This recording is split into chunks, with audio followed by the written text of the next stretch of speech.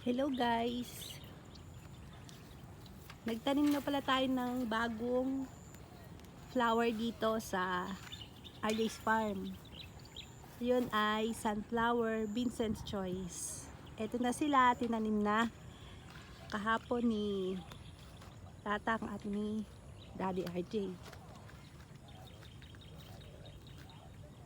Ayan na sila. Dami guys.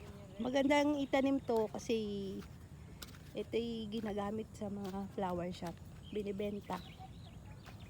Sana tumubo sila ng maayos at maganda. Ayan. 400 plus pieces itong mga flower na punla na tumubo. Ayan. Yung mga seeds pala niyan galing Japan, pinili lang namin sa Lazada.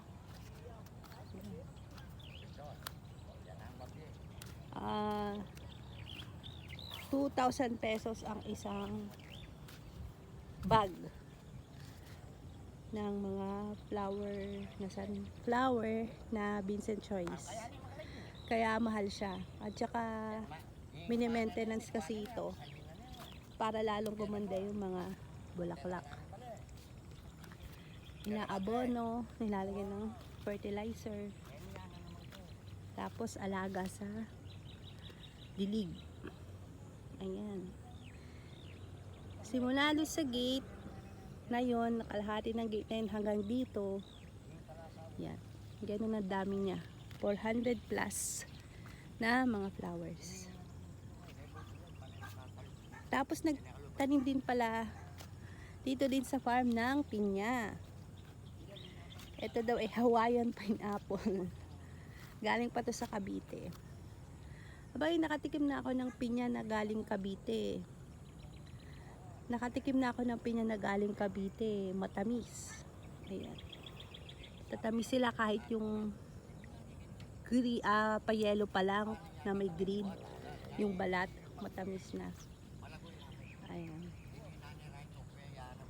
Etong mga pinya na to, 39 pieces na mga pinya yan. Yan. Yan ang bagong pasok ng 2024 dito sa RJ's Farm.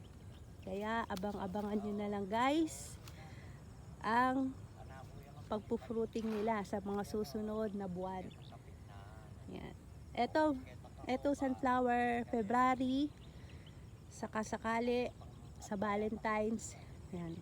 Aabot yan.